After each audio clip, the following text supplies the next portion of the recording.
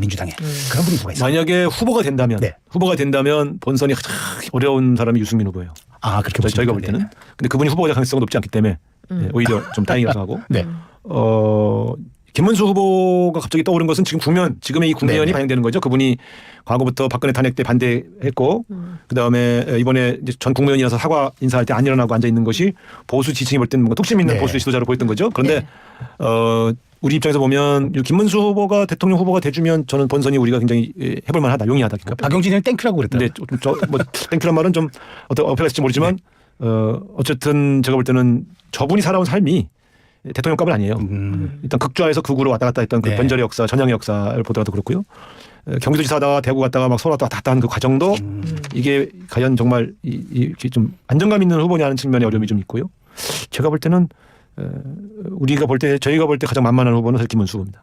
그럼 과거 민주화 투쟁할 때 까마득한 잘 알죠. 잘 알죠. 선배였죠. 그러니까 우리가 잘 아는 분에 대한 공격이 제일 쉽죠. 그러면 유승민 후보 의원은 위협적이지만 후보가 되지 않을 걸로 보셨는데 그러면 후보가 될 가능성이 있는 사람들 중에 네. 가장 또 그러면 좀 두렵다고 할 만한 사람. 오세훈 후보죠. 아, 그렇게 보십니까? 왜냐하면 이제 잘 아시겠지만 지난번 대선에서 우리가 0.74% 패배했던 원인은 서울입니다.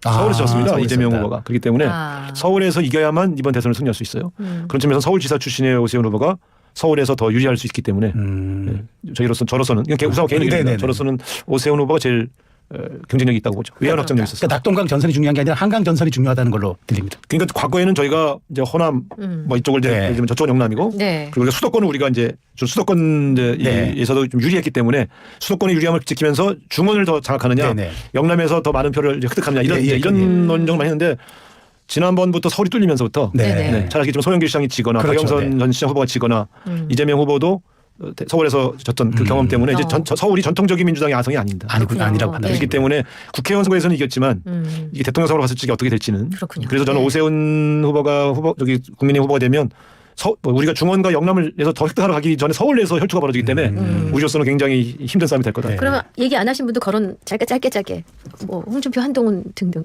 홍준표 선배는 제가 얘기할 건 별로 없을 것 같아요. 네, 넘어가고. 네.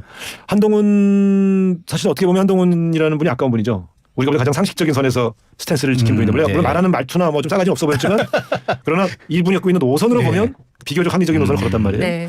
저는 저분의 등판도 아마 국민의힘의 선거 승리를 위해서는 필요할 겁니다. 언제까지 극우 태극기 부대만 갖고 대선을 치르겠어요. 그런 측면에서 한동훈이라는 분의 효용성이 확인되는 대선 국면이 반드시 온다. 그 시점에 등판할 거다. 저는 그렇게 봅니다. 네.